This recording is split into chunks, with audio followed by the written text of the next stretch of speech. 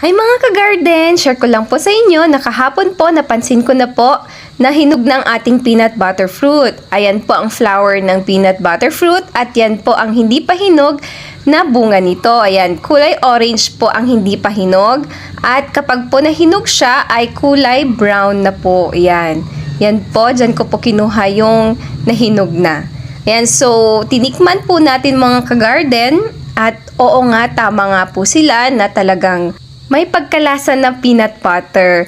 Ayan po, pinipisil-pisil ko po yung buto niya mga ka-garden kasi masyadong malaki. As in, mabibitin ka talaga sa isang fruit lang kasi masarap po.